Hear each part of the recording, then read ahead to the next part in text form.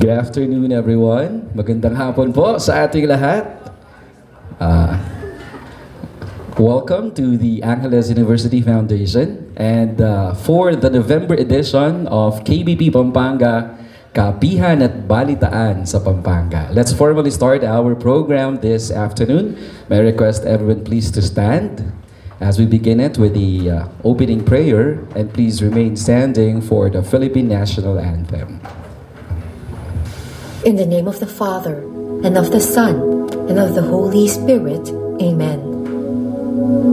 The AUF Prayer. Our Father in heaven, we, the AUF community, consecrate ourselves to the cause of truth, that in all our aspirations, we may contribute to the greater good.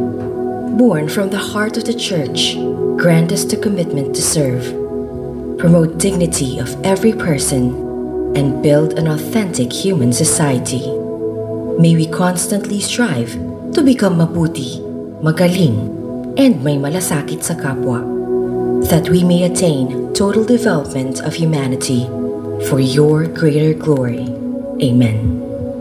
In the name of the Father, and of the Son, and of the Holy Spirit, Amen.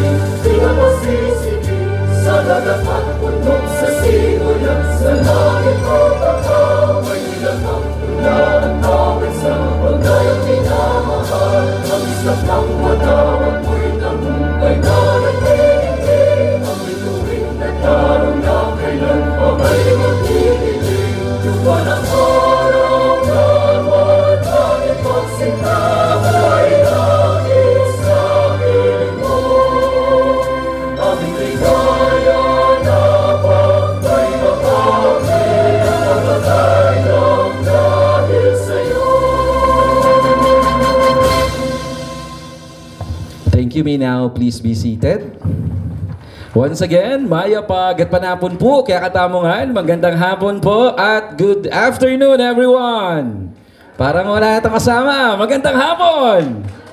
Ayan, okay, dapat masaya tayo kasi makabuluhan po at relevant sa atin, sa mga buhay natin personally ang ating pag-uusapan ngayon. And to formally welcome everyone here, may I call on behalf of the Dean of the College of Arts and Sciences, the Department Chair of Communication of Angeles University Foundation, and from DWAU 104.1, we have Miss Christina B. Reyes. A round of applause, please.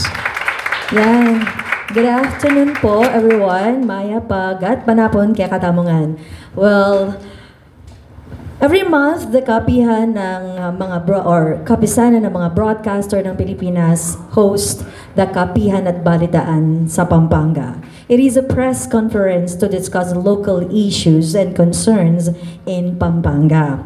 We at Angeles University Foundation, Department of Communication, in partnership with the Journalism and Principles class, are honored to host one of this kapihan. And of course, to give our first-year students a first-hand experience to attend and organize such activity.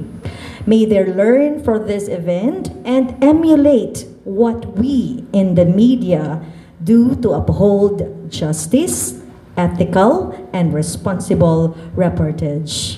On behalf of the College of Arts and Sciences, Angeles University Foundation, and of course, the Department of Communication, maraming salamat. Thank you for this opportunity. Lastly, I would like to thank, of course, the instructor of the journalism class, Mr. Mark Kuda. And of course, palakpakan naman natin siya. And also, our first-year students, please be recognized. Everyone, stand up. Sila po ang aming mga first year. Yan. And of course, our SAMASCOM officers, yung mga masisipag kong SAMASCOM officers, nasan na? Ayan na. And of course, other AB Communication students who really helped us in coming up with this activity and their untiring assistance. Okay? And thank you very much. Kudos sa inyong lahat. To our media friends, maraming salamat po. Dakala salamat for your time and presence. And once again, welcome to Angeles University Foundation. Thank you very much, Ma'am Cristina Reyes. Ayan. Siguro alam mo yung mga estudyante natin kanina nagsasabi, Sir, nandito na yung guest. Sila ba yung guest? O ngayon po, let's get to meet the members, our guests and the members of KBP Pampanga Station. I would like first, according sa nag-register na lang. Okay? I would like to call in, of course, first from RW 95.1 FM, we have si Ma'am Chiki Kakal and si Sir Boy Santiago. Ayan. Pag nag-tune in kayo sa RW, maririnig nyo si Sir Boy, especially. Okay? Now, we also have from Radio World pa rin. Dito, syempre, mamaya magsasalita siya, pero i-recognize muna natin, Ma'am Nina Carla DJ Tyra Vitug. Ayan. From CLTV 36, we have Sir Jody Mercado, Sir Mark William Canlas, and Mr. Jose Azrael Estere. Ayan sila. Ayan. Well, also, syempre, from Bright FM, kasama po natin si Ma'am Doris Trajano, Angelica Sampang, Chin Puga, and of course, ang administrator, we have Reverend Father Joseph Bakay. Ayan. From Bright FM. And of course, our host station for this November edition, we have from the DWAU 104.1 FM, we have Ma'am Cristina Reyes, Miss Donna Christine Senzon, and Jazly Marquez. Ayan. Alam niyo po, isa yan, AUF takes pride of having its own KBP member radio station, if not the first, the only in Pampanga. Kung tama ba tayo? Okay, yes. So now, I would like to call in to give us a message. Of course, the chairman of the KBP Pampanga chapter. A round of applause for Miss Nina Carla Vitug, also known as DJ Tyra. Thank you so much. Dakal pong salamat. Maya pagat panapon po kay Kongan. You know what? It's great to see these faces. Parang it brought me back to my college days. Way back in 1999. I graduated in 1999. That was 25 years ago. And nung pagpasok ko pa lang, I was impressed dahil may sumalubong na po sa amin sa pinaka-entrance. And I never actually, hindi ko in-expect, hindi namin in-expect yon. And maganda po ang training po ninyo sa kanila. Good job. And I could really sense na, oh, these are the future broadcasters. Sino ba sa inyo ang nakikita nyo ang sarili nyo in the future to be heard on the radio? Sino? Magtaas nga ng kamay. Magtaas na kamay, huwag kayong mahihiya. There you go. Sino naman ang nakikita ang sarili nila sa telebisyon? There. Sa BPO daw. Well, it spells a big difference, ano? Well, Ang saya ng puso ko, ng puso namin, na makita kayong lahat dito. And impressive ang lahat actually. Even the facility, the warm welcome. And I see that you're really being prepared for the future of broadcast. Again, good afternoon. As the chairperson of the Kapisanan ng mga broadcaster ng Pilipinas, Pampanga chapter, well, it is my pleasure to see all of you here to our Kapihan at Balitaan, the November edition, where we focus on the very important topic of disaster preparedness and management. Hindi na natin may deny sa mga nakaraang buwan, nakaraang linggo, kung ano-ano ng mga disasters na na-experience natin. And we have to be armed with the knowledge and the skills to face all of these challenges. Mula pa nung kabataan ko, na-experience ko na pagputok ng Pinatubo. Okay? Hindi lang yan. Kamakailan lang din, few years back, we had the pandemic. And then may mga bagyo, typhoon, iba-iba. Ang tanong, handa ba tayo? So yan ang ating malalaman ngayong araw na to. How will we be prepared, especially during disasters? I would like also to recognize and thank the Department of Communication of Angeles University Foundation for today's Kapihan. How about a round of applause for everyone here at AUF? Your commitment to shaping the next generation of broadcasters, the students here with us, is truly commendable. You are the future voices of our communities. We are likewise honored to have with us our guest from the Office of the Civil Defense, Region 3, Ms. Francesca Cheng T. Quizon, who will share valuable insights on disaster readiness. Again, thank you all for being here. May today's discussion be meaningful and beneficial to everyone. Maya pagat panapon, and let's all learn from today's Kapihan at Balitaan. Dito lamang po yan sa AUF. Dakal po salamat. Thank you very much, DJ Tyra. O, di ba? While DJ Tyra is talking, I get to see some of my students. They are in awe. I think you really even pushed even more yung kanilang desire to be one day on radio as well. Tama ba? Oh, sabi ko na eh. And now to introduce to us our guest, I would like to call on, of course, the Vice Chair of the KBB Pampanga Chapter. A round of applause for Mr. Mark William Canlas.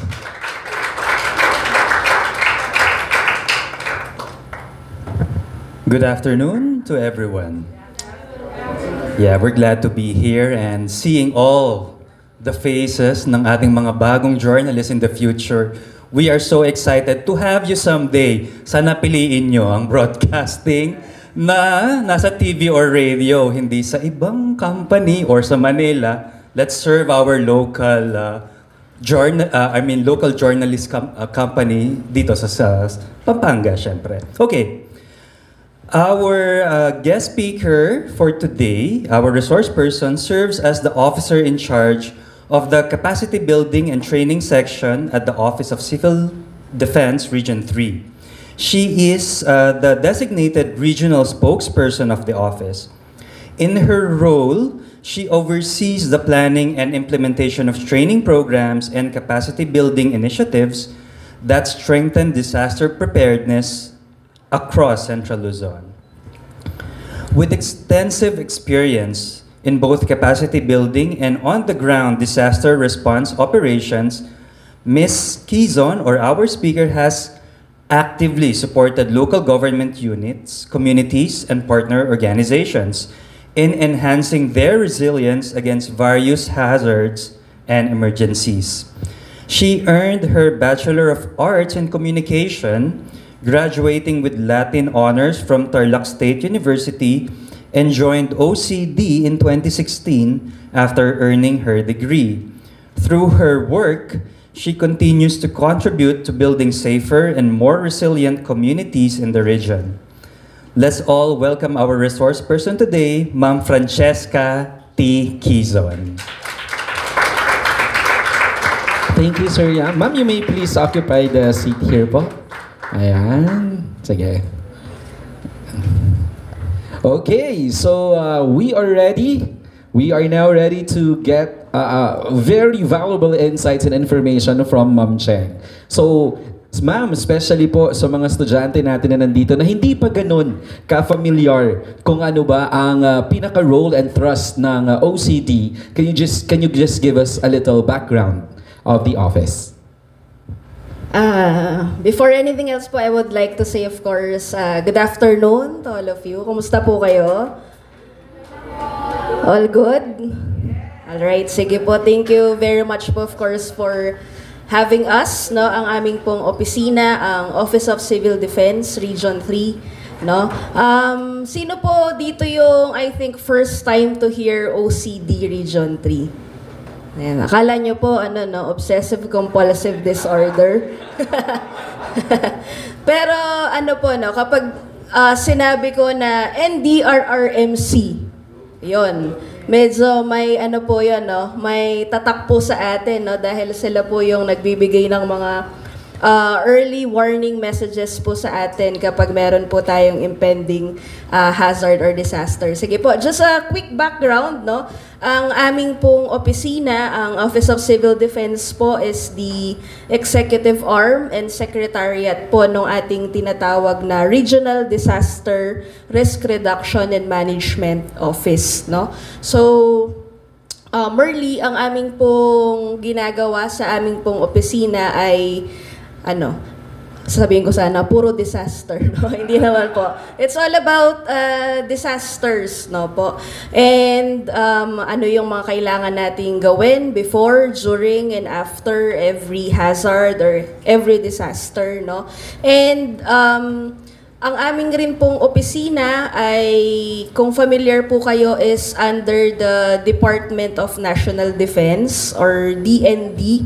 No, kami po ay isang civilian bureau under the Department of National Defense. And ang aming pong opisina, sa aking pong experience at kung ito po ay aking i-describe, no, it's not just your typical or usual government office, dahil yung aming pong opisina ay nagbe-maintain ng ating 24/7 operations center.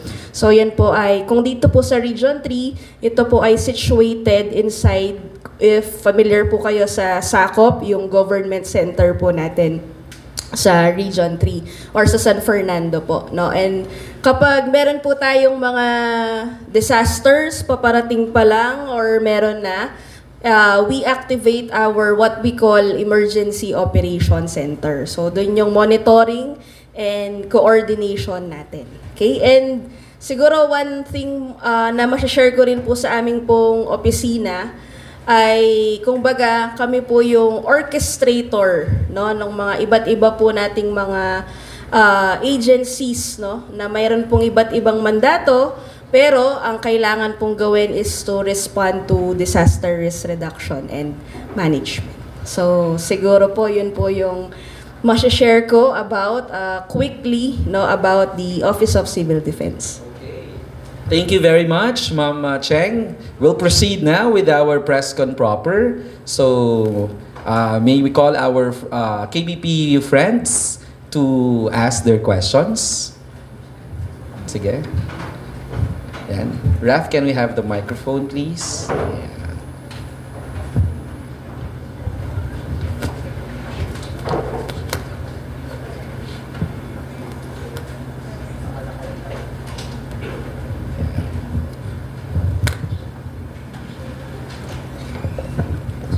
Good afternoon, ma'am. Kami po sa media, isa po ang OCD sa madalas po naming natatawagan pagdating po sa mga disasters na ito. And we are very thankful for your department being so responsive sa amin pong mga invitations. And well, I have mentioned earlier that ang dami ng mga disasters ang na-experience po natin, lalo na tayo dito sa Pampanga. So far, halos, hindi ko naman malalahat pa ngayon. Pero kung minsan masusurprise ka na lang na, meron pa palang posibleng mangyari na mas malala pa. How could we be prepared with all possible disasters? Alam naman natin kung ano na po ang mga usually na-expect natin. Bagyo, lindol, pagbaha, but surprisingly late, the past months, flood control is very much into the issues. So, ano ang pwede po nating ma-share, lalo na sa mga kabataan ngayon, kung papaano po natin ma-approach itong mga disasters na ito? How effectively could we probably not only face but prepare? Kasi hindi yung after na lang doon ka gagawa. Dapat maging handa bago pa man dumating yung kung ano man pong sakuna. Right. Thank you very much, ma'am, for the question. No? Siguro, isa po sa masasagot natin is that isa po sa mga frontline services po ng aming pong opisina is the capacity building and training section po natin. No? So, doon po natin tinutulungan lahat ng ating pong mga local government units, offices, public or private, even private sectors po, no, on how to prepare yung kanila pong mga offices or families as well. And siguro, kung nasa school setup tayo, dito po sa ating pong AUF at nakikinig po yung ating mga estudyante, ang isa po sa mga gusto namin i-emphasize as well sa OCD is yung ating pong tinatawag na family preparedness. No, yung tayo pa lamang po sa loob po ng ating pong tahanan sa bahay natin, tayo po ay prepared na. No? Alam na natin kung saan tayo pupunta, saan tayo i-exit sa ating mga kabahayan just in case meron man po tayong paparating po na disaster. No?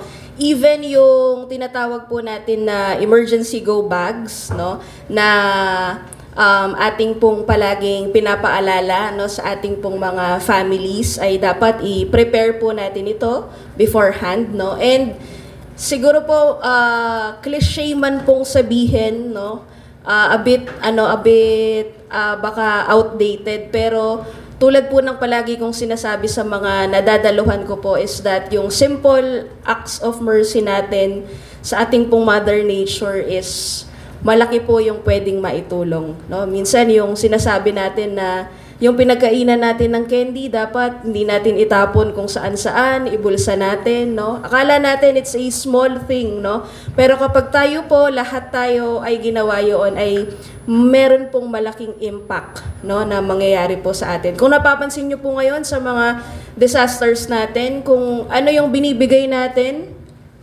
sa ating pong kapaligiran or kay Mother Nature, ay yun din po yung bumabalik sa atin. No? So, yun po yung isa po sa mga keys natin, no, na palakasin pa po natin yung ating pong capacity building sa ating pong tahanan, sa ating pong community, on the local setups. No? I encourage you to know yung mga numbers po ng ating pong mga local disaster risk reduction and management offices. So lahat po ng munisipyo natin, cities natin, and barangays po natin ay meron pong mga disaster offices po. No? And siguro po, mape-prepare din tayo, of course, doon po sa mga ginagawa po natin. Very evident po yung sa earthquake ngayon, no? Napakalakas po. Luckily, dito po sa Central Luzon ay hindi po natin naranasan yung mga ganong malalakas na earthquake, no? Pero of course, I encourage you dahil yung OCD po ng NDRRMC ay meron po kaming every quarter na tinatawag na nationwide simultaneous earthquake drill. No, ito po yung sabay-sabay po tayong magda-duck cover and hold, pero hindi po natatapos dun sa duck cover and hold. Of course, dapat alam po natin yung mga exit routes natin. Dapat alam natin yung attitude natin kapag tayo ay lalabas sa mga schools natin or sa mga classrooms natin, for example. No? And napakahalaga po dito yung presence of mind na tinatawag po natin. No? Tao lang po tayo eh. Minsan tayo po ay talagang kakabahan, no, maninibago dun sa naramdaman natin. Pero at the end of the day, kung meron po tayong presence of mind, alam natin, in-snap, tulad po ng sinasabi natin, gusto po nating maging muscle memory, no, yung mga gagawin po natin before, during, and after any disaster or calamity. So, yun po siguro. Ang haba yata nung sinabi ko. Yes, Father Pep from Bright FM. May kasabihan na what matters really is not what happened, but what we do with what happened. Parte ba ng inyong capacity building, yung, for example, you really teach and develop resiliency, and then yung adaptability ba? Because I think in any disaster, kung minsan nagbabago yung conditions, may mga situations, no? How can we bounce back? Para sa akin, that is so important, and then we adapt kung ano man yung mga changes na dyan. Opo. Sa disaster po kasi, thank you po for the question po. Sa disaster po kasi, meron tayong tinatawag na 4 DRRM thematic pillars or disaster pillars po, no? So, una po dyan is the disaster prevention and mitigation, no? So, kung ano po yung mga pwede natin gawin to prevent and minimize or mitigate yung pwedeng maging epekto ng disaster po sa atin. Kasi, they are natural in nature. Ibig sabihin, hindi po natin mapipigilan, no? Yung mga bagyo, paglindol, landslide, tsunami, etc. Pero we can do something to mitigate and prevent yung pwedeng maging epekto po sa tao. That is number 1. Number 2 is the disaster preparedness natin, no? So dito papasok ito, tulad po ng ginagawa natin ngayon, is a sample of a disaster preparedness activity. We are equipping, no, yung ating knowledge, mas mapalawak pa po natin yung ating pong knowledge sa disaster risk reduction. And then the third one po is response na, no? So kapag response, ibig sabihin may nangyari na pong disaster. Sa DRRM po, dati po yung 4 po na yon ay pantay-pantay lang. Pero sa bagong framework po ng DRRM ngayon, mas gusto po nating bigyan ng pansin, no? Or mas siguro, I should say, mas pondohan natin yung sa disaster prevention and mitigation at saka po yung sa preparedness para mas kukunti po yung response natin. No? At ang pang-4 po is the disaster rehabilitation and recovery na tinatawag. At ang tamang-tama po yung nasabi nyo dahil ang mantra po ng disaster rehabilitation and recovery is to build back better. No, kung ano po yung nawala doon sa mga kababayan po natin ay mas maganda po yung ibabalik or ibibigay po natin sa kanila, no. So siguro dito po mas natutulungan or mas natuturuan po natin yung mga tao. Kasi ngayon po napapansin ko po based on my experience din sa OCD, medyo yung mga tao po ngayon ay natatakot na. No, kasi hindi talaga tayo bibiruin ng disaster, no? At worst case kung ito po ay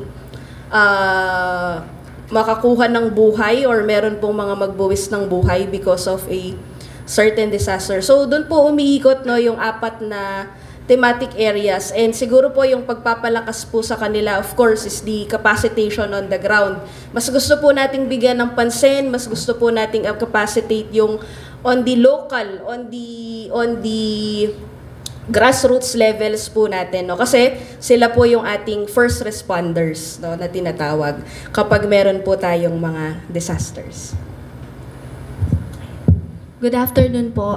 Chinchinugid po from Bright FM.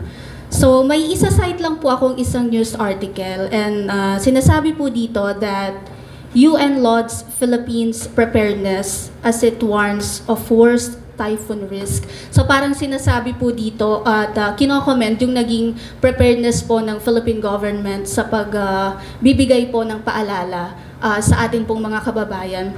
Gusto ko lang po sanang tanong, papaano po yung ating National Disaster Response System ay nag-improve sa mga nagdaang taon po? Thank you for the question, ma'am. One example po siguro na very evident na I can share is yung nangyaring Super Typhoon Uwan a few weeks ago or last month po, no? Sa projection po, ang Super Typhoon Uwan po is naglandfall po siya sa Aurora, sa probinsya po ng Aurora, no? And meron po siyang category na signal number 5. Ibig sabihin ito po yung pinakamalakas, no, na tropical cyclone wind signal po na pwede po nating maranasan. And just to give you a good news, kahit po doon ang landfall ng bagyong Uwan sa Aurora, ay 0 casualty po ang probinsya ng Aurora.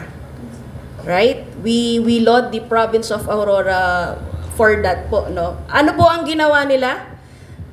They do preemptive evacuation. No po? So wala pa man yung bagyo, no, wala pa or lumalapit pa lang sa kanila pong probinsya, ang ginawa po nila ay nilikas na po nila agad yung mga tao on the flood-prone areas or yung mga at risk, no, at dinala na po dun sa kanila pong mga evacuation centers. At ito po ay malaki po yung naging tulong, no, para po magkaroon po tayo ng 0 casualty sa probinsya po ng Aurora. Ay, hindi lang pala sa probinsya ng Aurora, sa buong Central Luzon po, we are 0 casualty po tayo sa Super Typhoon Uwan. Siguro yun po yung isa sa mga ginagawa po ng gobyerno ngayon, no. Tulad po ng parang naisip ko po is that kapag meron pong paparating na mga bagyo is we need to outsmart yung mga bagyo na yon. Kailangan natin silang isahan, no? So yun po siguro yung isang very evident that I can share to you, yung nangyari po previously sa Super Typhoon Uwan po. Ma'am Cheng, Jody Mercado, CLTV 36. Siguro ma'am, could you also cite the innovations that were implemented by your office, no, national and regional? Kasi ma'am, bata kami, pag sinabing may bagyo, ang ine-expect lang namin, walang pasok. Di ba? Everybody happy, walang yun yung pasok. inaabangan, sir. Yes. Pero since from that time, no, 90s, 2000s, and now in 2020s na tayo, I think there has been a lot of improvements, no.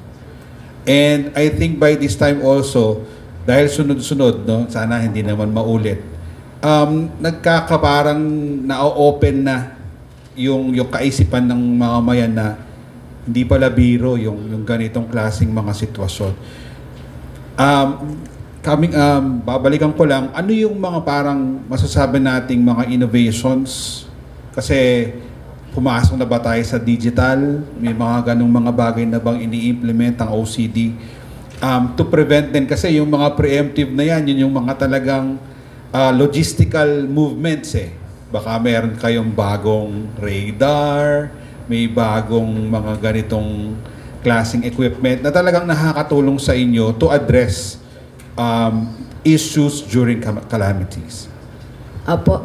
Tulad po ng nasabi niya, sir, no, very evident po ngayon is the use of social media, no, when it comes to giving out alarms,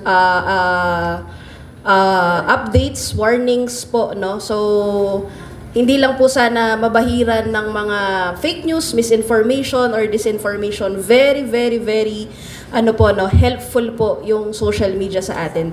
Si OCD rin po ngayon, of course, is meron na po tayong yung tinatawag na mga early warning or text blast po na nare-receive ninyo mula po sa NDRRMC. Meron po akong joke. Hindi ka mamamatay sa disaster pero mamamatay ka sa gulat or sa atake sa puso, no? Dahil maririnig mo sa cellphone mo. Pero di man po natin may kakaila is very very helpful to us po na tayo po ay matulungan. So siguro yun po yung mga nakikita ko pong innovation, social media, yung paggamit po natin nung yun nga sir, digitalization na po ngayon, no?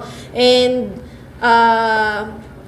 share ko lang din po yung project po ngayon ng ating pong DOST or the Department of Science and Technology, no? Binibigyan niya po ng tinatawag na MOCOV or yung parang ano na po siya, isang sasakyan all-in-one, nandun na po lahat.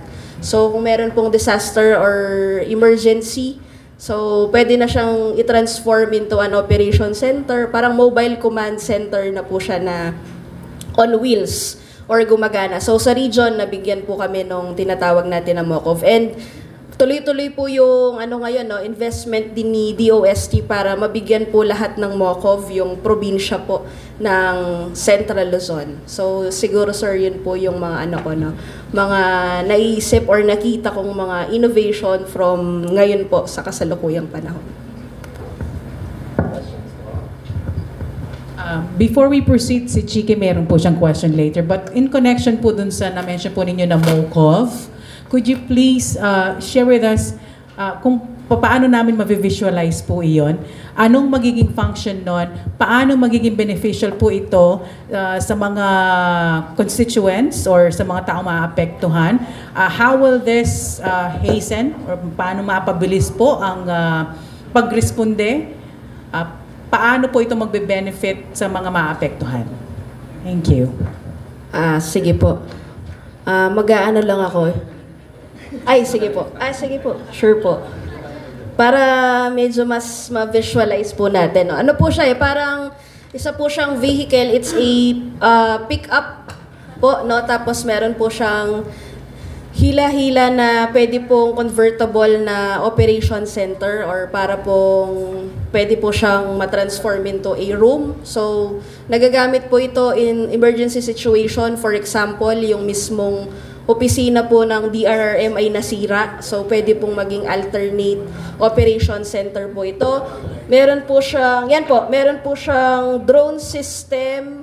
Meron din po siyang radar at the same time. Tapos yung sa amin po sa region ay meron din pong water filtration system na tinatawag. So, yung medyo hindi ganong ka-okay na tubig ay nako-convert na pwedeng inuman po, no? So, pwede po yung ma-deploy, no, dun sa mga pinakamalalapit na evacuation centers din po natin. I'm not sure kung magkano, pero ang balita ko nasa millions po kasi yung yung halaga niya po for one So po siya, parang pick up po, tapos hila-hila niya po itong kanyang parang built-in operation center with CCTV, drone at saka po alarm system din po. So humahaba siya, nag-i-expand din po at the same time.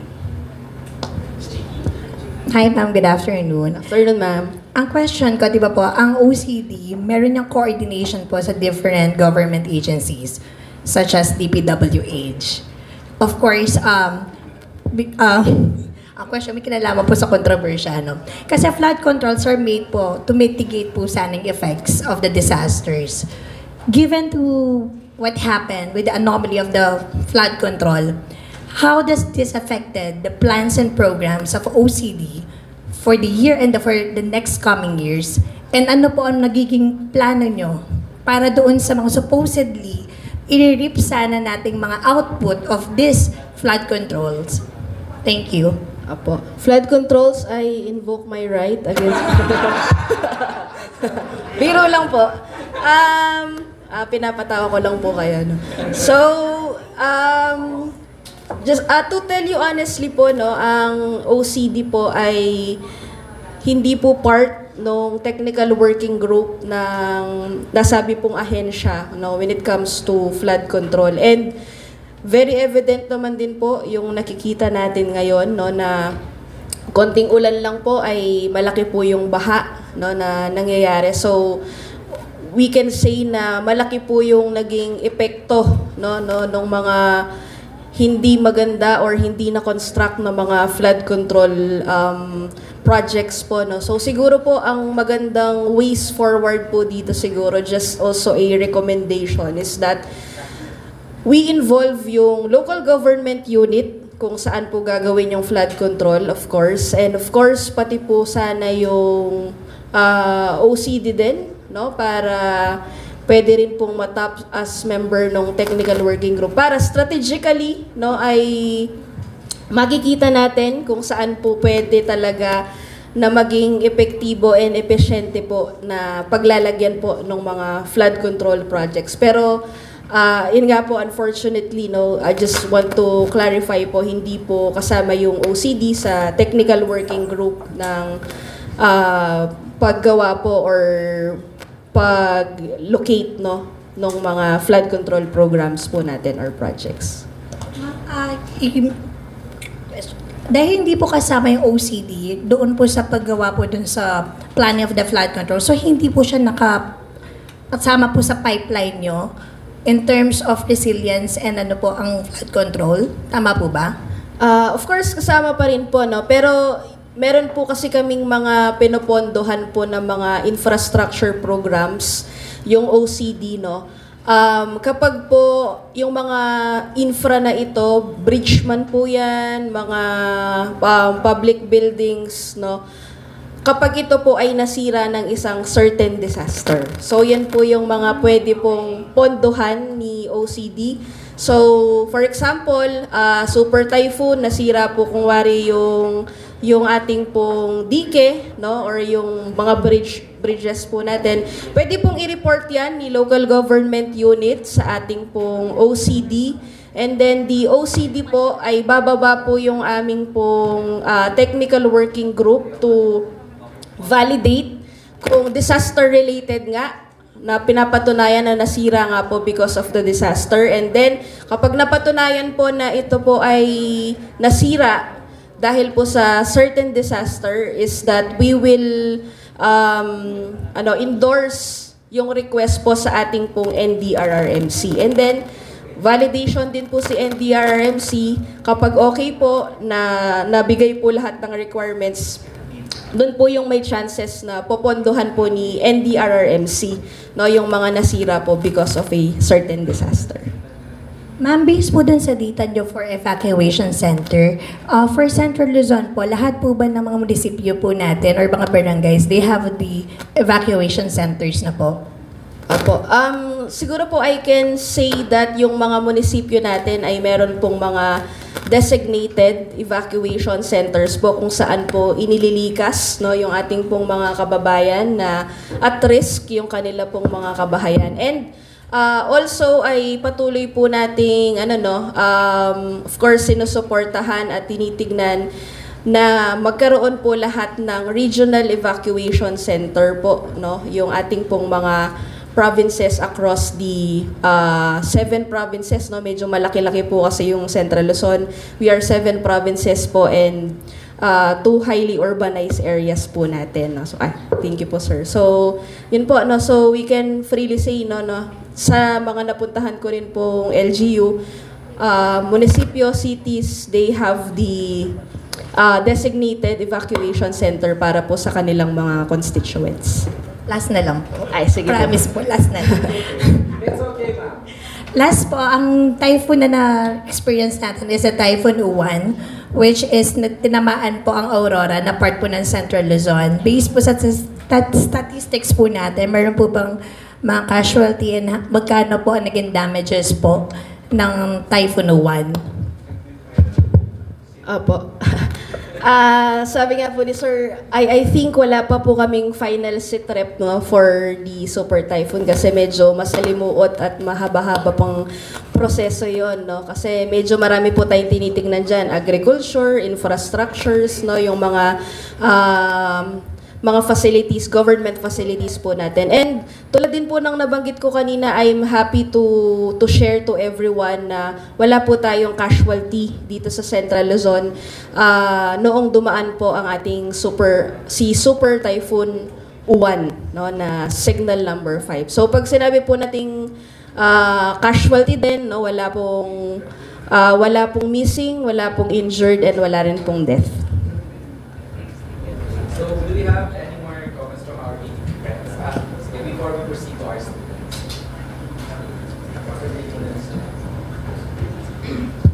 Bakit? Mukha pa rin naman akong student Ma'am Cheng, nabanggit niyo po kanina about fake news, no? How do you handle this? Kasi ma'am, totoo to, no? Halimbawa, maglalabas yung Pag-asa ng report. Biglang merong ibang hindi ko sasabi source, no? Kasi syempre, if it's coming from the media, it is a confirmed report. No? Hindi naman maglalabas ang media ng ano lang, putyo-putyo o dinampot lang kahit saan. No? May panggagalingan, may source yan sigurado. However, merong mga dumadampot na ibang mga entities na ginagamit yung ganong klaseng information. No? It's either to get views, get likes, get clout, no? How do you handle this? Especially kapag may mga sabihin na natin na merong mga nagla-live and then sometimes yung live na yon that will put that person in danger at the same time. And also it contradicts yung mga datos na hawak ninyo. Parang ganon, di ba? Parang imbis na makatulong, hindi nakakatulong. How do you handle this po, Ma'am Cheng? Opo. Ano naman po na very unfortunate na meron po tayong mga ganong instances, no, lalo na kapag may emergency tayo or meron po tayong mga bagyo. Pero ang kinagandahan naman po sa ating pong opisina ay meron po tayong tinatawag na response clusters, no? At ang isa po sa mga bagong response cluster natin ngayon, given the digital age, is the crisis communication cluster. So dito po sa region, ang crisis communication cluster po ay pinamumunuan po ng ating pong Philippine Information Agency Region 3. So in partnership din po yan, they go to our office to get the latest updates or news po, no? And then nire-report din po namin sa kanila at the same time, no, yung mga nakikita or yung mga nasa feeds po natin na mga nagpapakalat ng mga fake news, no? So tulad nga po noon, ang in-urge po natin, of course, sa ating pong mga kababayan, lalong-lalo na in emergency situation, is that makinig, kumuha ng information sa mga verified sources at saka sa mga official warning agencies po natin dito sa Pilipinas. So kung usapang bagyo po yan, the source must be from our Pag-asa po. Last question, ma'am. Ito, naiintriga lang ako. It just piques my interest.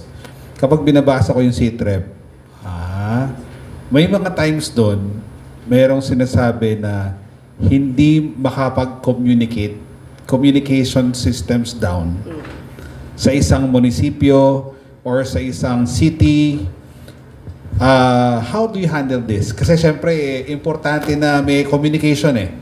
Parang yung last mile na, naku, di natin sila makontak. Walang signal, walang data, wala ring landline. Parang ganon. Paano nyo, ano yung ginagawa nyong last resort to get the much needed information na para makagawa kayo ng tamang tugon? Yes, sir. Thank you po for the question, no. Sa disaster po kasi, at the peak of the disaster or pagkatapos po ng isang disaster is meron po tayong tinatawag na RDANA or the Rapid Damage Assessment and Needs Analysis. No, so meron po tayong group of RDANA teams, no, na sila po yung pwedeng bumaba on the ground, no.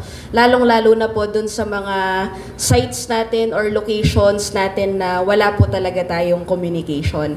Pero isang partner din po of course ng OCD, no, bilang member rin po ng response cluster is the communication cluster, no, headed by the DICT. No, so si DICT po very proactive yan. So kung malalaman niya na ang landfall is sa Aurora, magde-deploy na po sila ahead of time ng teams nila sa Aurora, no, para hindi po kumbaga kung mag-back down man po yung communication, at least meron pong standing na pwede pong tumulong dun sa municipality or city. Sat phones po, yan din po. Tsaka yung ngayon, very famous din po yung Starlink na ginagamit din po natin. there are more questions from KBB? Wala. I'm Genesis po from intern po na sa Mascom. So my question po what if the disaster is already there? Like earthquake po, no? Ano po yung dadali natin even though na-advise po ng mga government agencies po natin like prepare emergency kit or bag.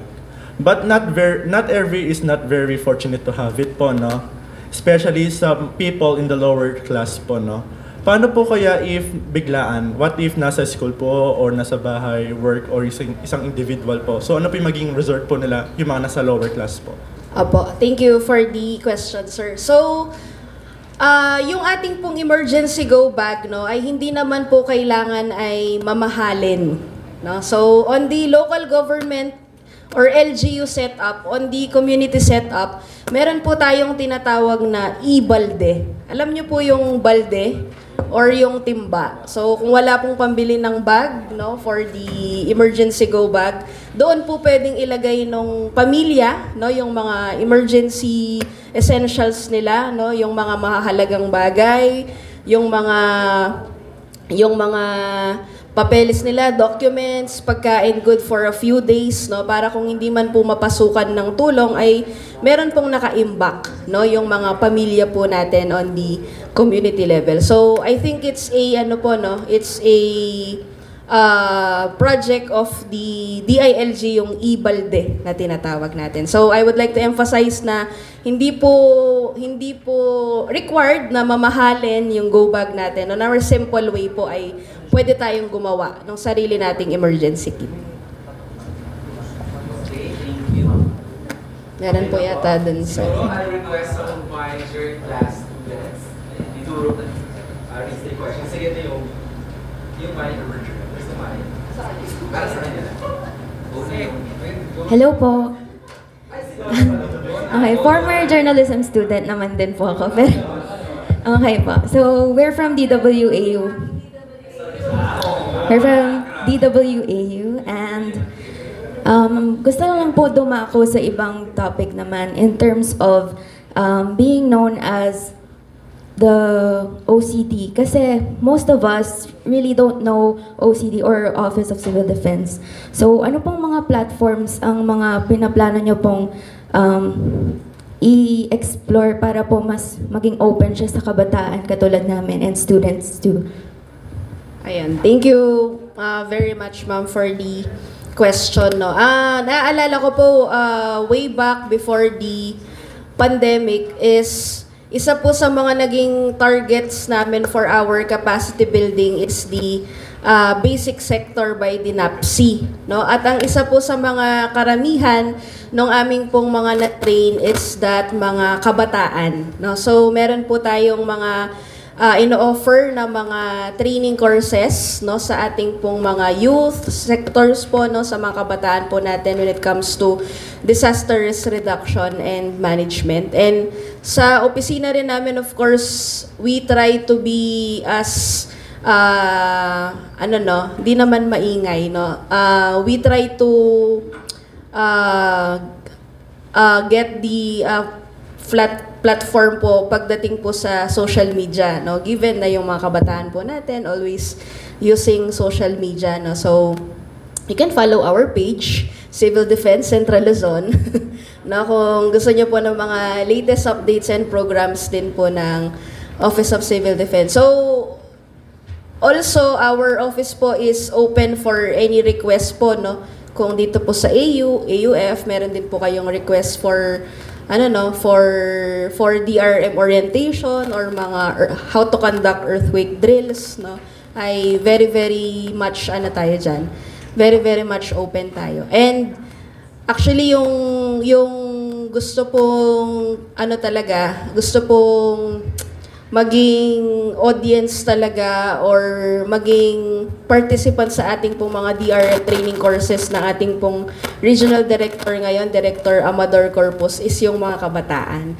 No, so I remember ginawa po namin yung second quarter nationwide simultaneous earthquake drill namin sa isang elementary at high school na paaralan po sa Nueva Ecija. And nakakatuwa po dahil yung mga bata are talagang meron silang tigi-isang helmet no? Very, ano sila, very, di lang cute, very ready kung meron man pong mga disasters po. So, of course, gusto po nating palawigin pa na yung connection natin with the students or yung mga kabataan po natin when it comes to disaster risk reduction and management. Thank you. Good afternoon po, I am Naomi, and I wanna ask lang po, given that recently an earthquake has struck Cebu with almost 79 death toll, we've always talked about preparedness for the big one, and earthquakes are known to be always unexpected. What is a major step to do if ever this occurs? And also, what are the local resources that may help us when this disaster happens? Thank you po. Thank you very much po, ma'am. So, ano naman po, no? Unlike the bagyo or the tropical cyclone na nape-predict po natin before, ngayon po kasi sa earthquake ay wala pa po tayong instrument, yung PHIVOX po natin, to predict earthquake ahead of time. No? So, tulad po nung aking pong gustong or in-emphasize kanina talaga is that yung presence of mind yung kailangan talaga natin, no? Kapag meron po tayong mga earthquakes. And gustong-gusto po nating maging muscle memory natin, lalong-lalo na po yung kinakandak po natin na duck cover and hold, no? Kapag meron po tayong mga earthquake or naramdaman pong malakas na intensity po ng earthquake natin, no? So, ano pa ba? So, siguro, ayun, ano po kasi, parang, ang gusto nating iparating is, parang tatlo po yan no? Yung una po is yung personal preparedness po natin, kung gaano po tayo kahanda, no? For example, sa isa pong lindol, no? Pangalawa po is that how ano po, no? Paano po yung mga infra natin? Gaano sila katibay? No? Can they withstand a magnitude 8 earthquake, no? So, yun po yung pangalawa.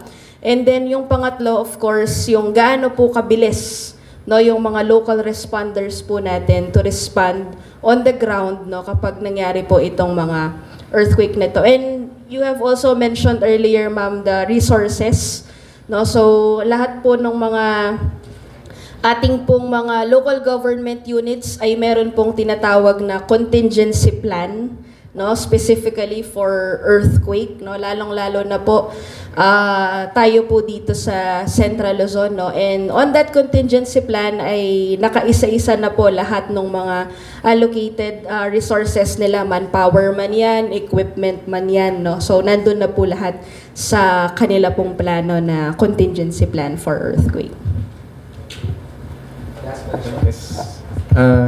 Kent po from I'm Kent po from AB Communication 1A, and I would like to ask po, speaking as an officer po of the OCD, gaano kalaking tulong po if mababalik po yung dating project ng DOST, which is Project NOAA? And since ako po may hawak ng projector, ipa-flash ko po sa screen. Ayan po. Ayan.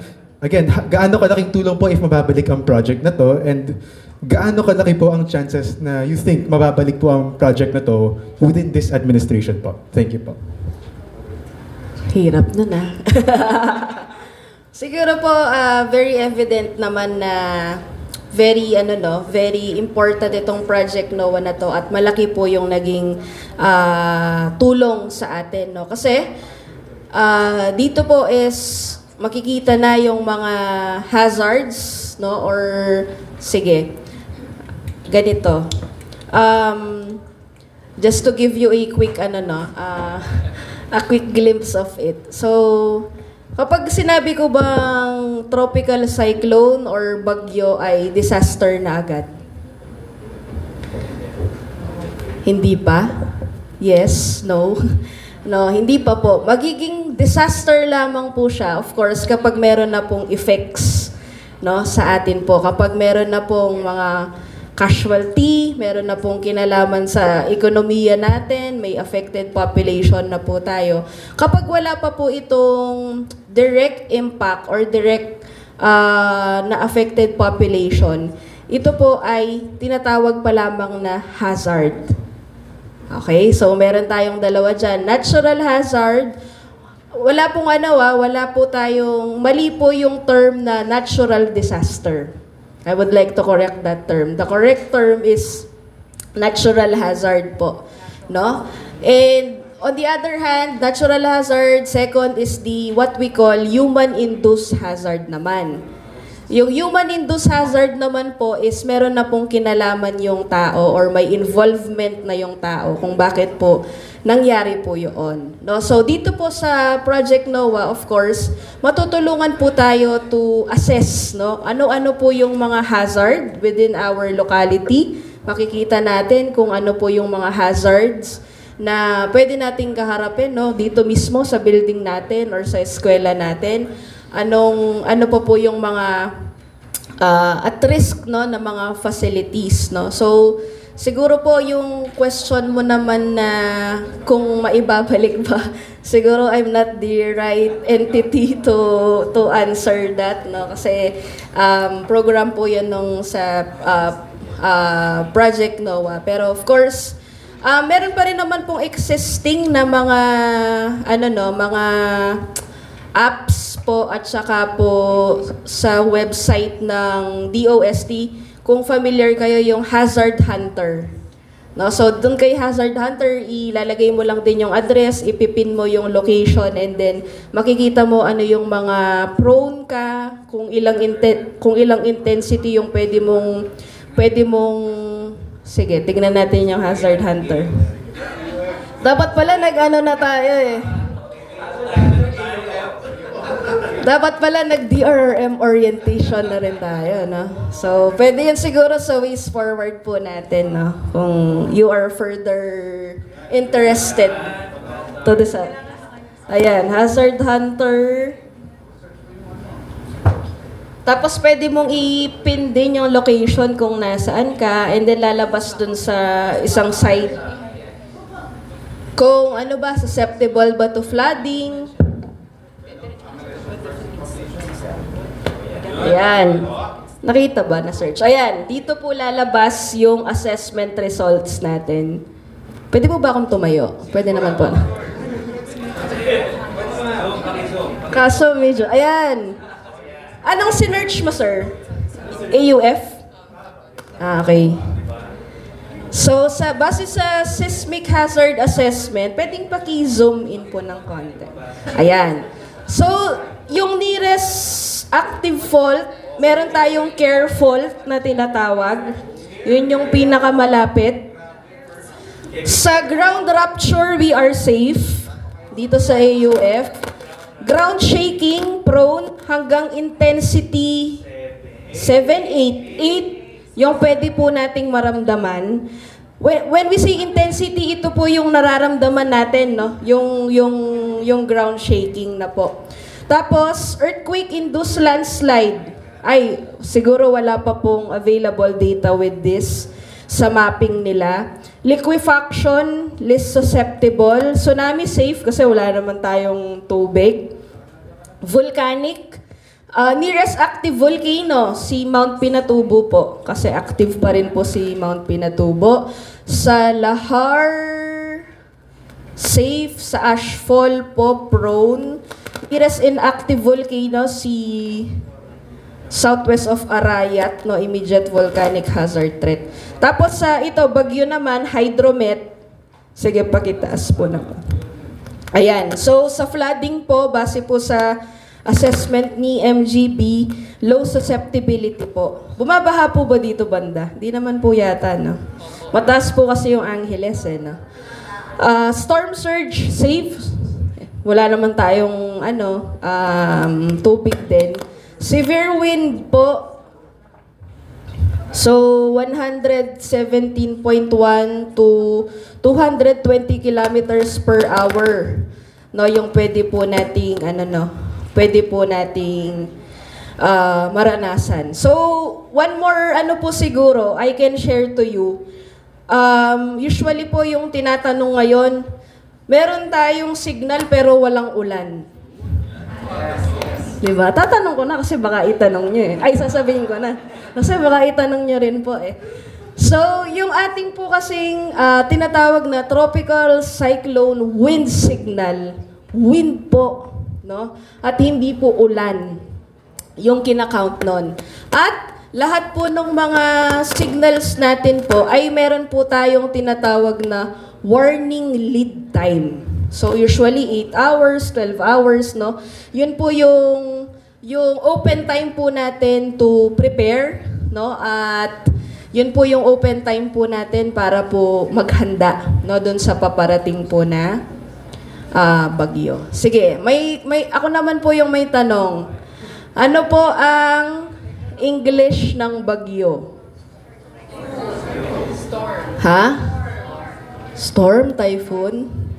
Sige po. Ang tamang English translation or term po ng bagyo is tropical cyclone. Okay? Yung pong tinatawag po natin na typhoon is a category. No? Usually po kapag typhoon, ano na yan, signal number 4. No? So meron tayong ano dito, meron akong ano yan, ano na po tayo eh, parang nag-expand na mula after po ng bagyong Yolanda. Dati di ba parang signal number 3 lang po yung meron tayo. At base po dun sa naranasan po kay Yolanda ay tinaas po ngayon hanggang signal number 5 or super typhoon. So kapag signal number 1 pa lang po, tropical depression. Kapag signal number 2, tropical storm. Kapag po signal number 3, severe tropical storm. Signal number 4, typhoon. Yun yung palagi nating sinasabi. Tapos, yung pinakamalakas po, signal number 5 is the super typhoon. Hello. Hi. Good afternoon, ma'am. I am Kelly Pangilinan from AB Communication 1A. And my question is, what gaps and limitations in disaster response are you still seeing on the ground? And how is OCD adjusting its communication strategies to close them? Or how do you plan on bridging the gap, ma'am? Pwede pong pakitagalog. Joke lang po. Oo nga, parang feeling ko tuloy naka-long gown ako. No? Ganda ng boses ni Kaylee. Ayan. So, siguro po, isa po sa mga nakikita pa rin po natin na gaps po, no? So, siguro to be specific sa mga tropical cyclones is meron pa rin po tayong mga kababayan talaga na medyo matigas yung ulo, no? Hindi sumusunod sa mga local authorities natin, lalong-lalo na po kung sila po ay naabisuhan na to do the preemptive evacuation or sila po ay naabisuhan na para po lumikas. So isa po yan sa mga ano pa natin, no? Pero ano naman, just to give credit is nabawasan naman na kumpara dati siguro. No? Kasi sila na mismo po yung nakaka-experience, no, nitong mga bagyo na to, mga disaster na to, na hindi ito biro, no? Mayaman ka man or mahirap, on the middle class, no, ay hindi ka talaga bibiruin ng mga disasters po natin. Siguro po ang ginagawa ni OCD with that, of course, is through capacitation pa rin, no, through the local government units po natin, through the local disaster risk reduction and management offices po natin, no. So, capacity building, IEC, no, yung information and education campaign po natin. Mahalaga po yun. Yun po yung mga talagang binubugbog naming activities, capacity building kapag wala pa po yung mga disaster or hindi pa po disaster season, no? So, I think yun po yung mga gaps pa natin sa on the local or on the ground level po. I'm Francesca Miranda from ABCom 2A. So yung question ko po, it's not directly towards disasters or natural disasters, but about you and your job, since we're still relatively curious about jobs because we're students. What makes your job so rewarding that you joined in OCD? Something I've only heard today. Thank you, Francesca. Also, my name is Francesca. Ano, magapangalan tayo. So, nakalimutan ko na tuloy yung tanong niya. Oo. Siguro, sa experience ko, isa sa mga rewarding is that tulad nung nakaraang Super Typhoon Uwan po is that we have zero casualty. No, ibig sabihin po, everybody's safe. And parang kumbaga dito ay nagbubunga, no, yung mga capacitation natin, yung pangungulit natin sa mga barangay, sa mga local government units. Siguro po, yun po yung rewarding on my side, no, kahit konting bagay lang po yung parang maliit na bagay lang to, pero on the data po of OCD, kaming mga nagtitrain, kaming nagka-capacity po is malaking bagay po sa amin yun, no. Ibig sabihin, merong natutunan, no, meron pong mga tinitake home, no, kapag meron po tayong mga capacity building. And of course, one more rewarding siguro is that yung pong kapag yung ating pong mga local government units, of course, are capable on their own, no? Yung kaya nila po, self-sufficient, kaya po nila on their own, no, na limited, lang po, supervision lang po from the regional level, yung kailangan po nila. So, ibig sabihin, merong natutunan, merong take-away, no, at merong isinabuhay doon sa mga tinuro po ng Office of Civil Defense. And I thank you. Last na po ba yun? Ay, meron pa. Ariel po from DWAU and Com1A. So, you've mentioned that there were 0 casualties in Central Luzon after the recent Typhoon Uwan, and that there have been evident improvements and innovations in our country's or the region's DRRM. But still, the Philippines consistently ranks high on the World Risk Index. With that in mind, what are some of the things that our agencies lack? And what are the things that still can be improved? Thank you so much po. Thank you very much po for the question. So, tama po, no? For a few years now, tayo po ay number 1 dun sa tinatawag nila na World Risk Index. So, meaning top 1 po yung Pilipinas sa buong mundo na pinaka-at risk, no, na mga bansa po. And siguro, medyo naiiwan tayo on the side of the digitalization, no, yun po yung mga ibang progresibong bansa, no, na tayo po ay medyo naiiwan. So I think we digitalize, and we hope also na tayo ay mawala na tuluyan dun sa na yun, sa top na yun. Kasi bida-bida po yung Pilipino, gusto palagi number 1, no? Pati sa mga bansa na at risk ay nag-number 1 din po tayo. So, on our part po sa OCD, of course, tuloy-tuloy po yung programs and projects natin, no?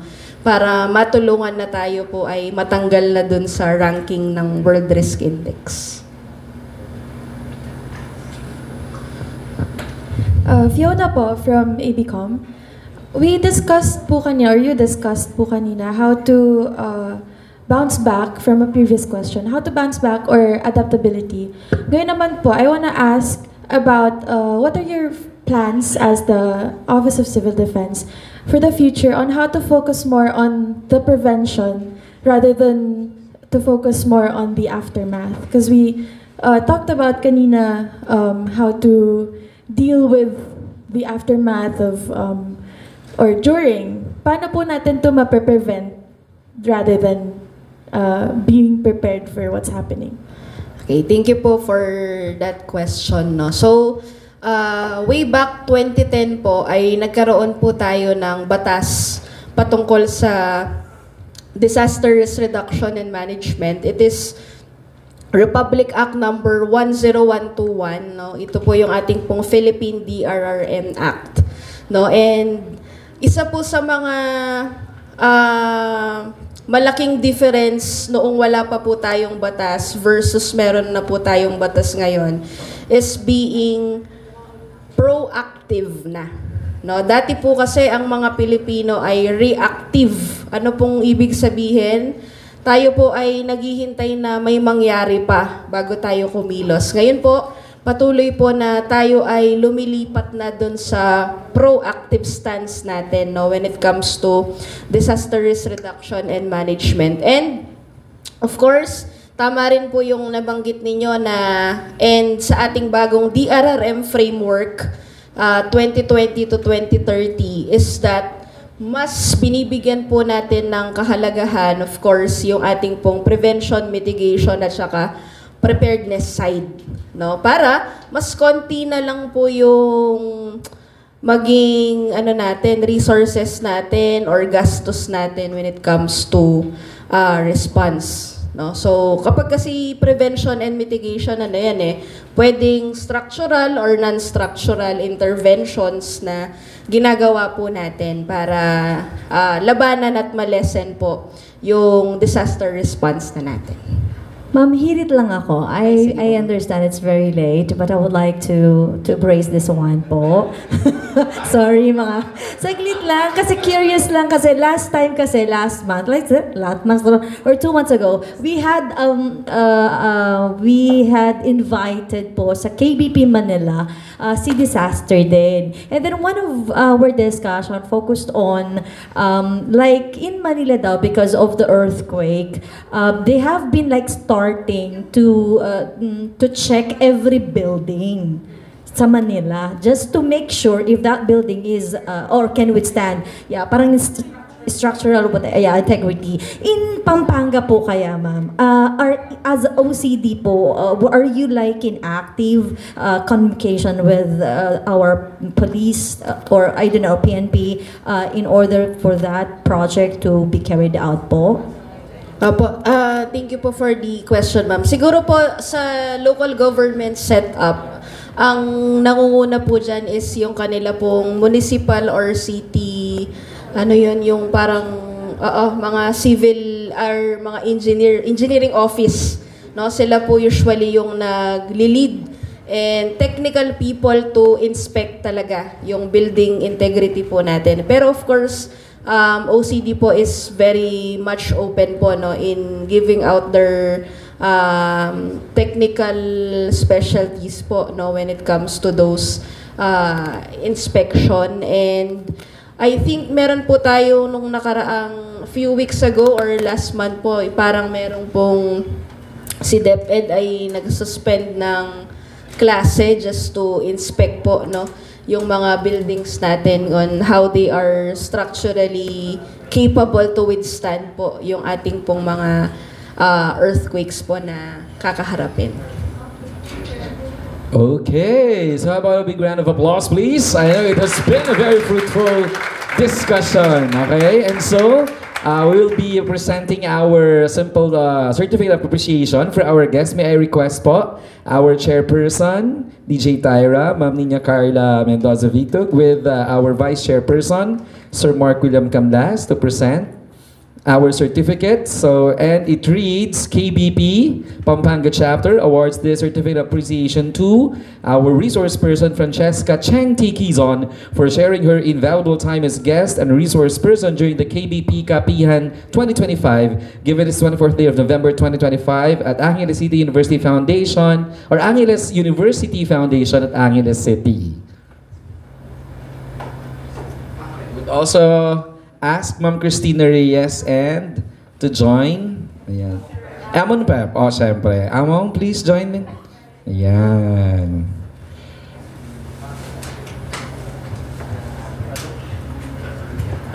Ayan. Palakpakan po natin. Thank you. Nag-enjoy ba kayo? Marami ba kayong natutunan? O, anong ibig sabihin ng OCD? Akala ko naman, obsessive chuchu pa rin. So, ready? Okay. Now, Eric, before pa, wag ko munang paalisin si Ma'am Cheng. Lahat po ng KBP members naman, punta na po tayo dito Sige po, Sir Jody, Miss Chiki, Sir Boy, request natin. Our friends also from Bright FM, DWAU, Jasley and Donna, join them please. Ayan. So meron tayong family photo. KBP family photo.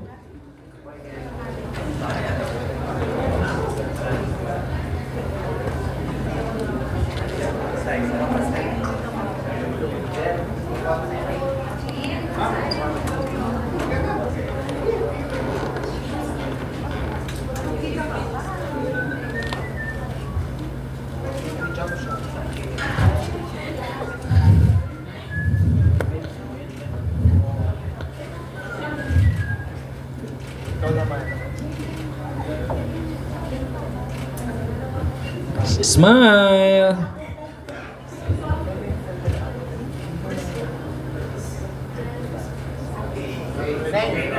Okay, thank you very much. Ayan, maraming salamat po. So that concludes our KBP Kapihan.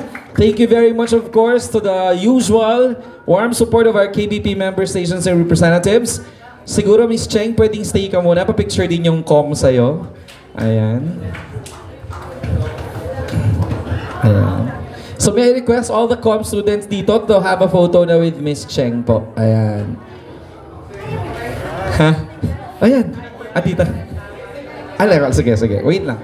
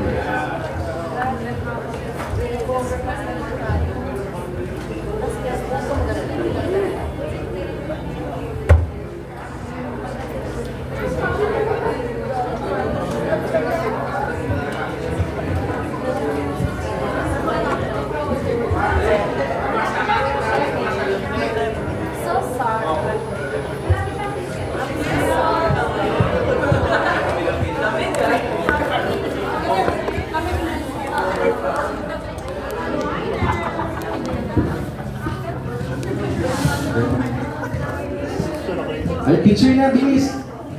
Picture na kayo, bilis.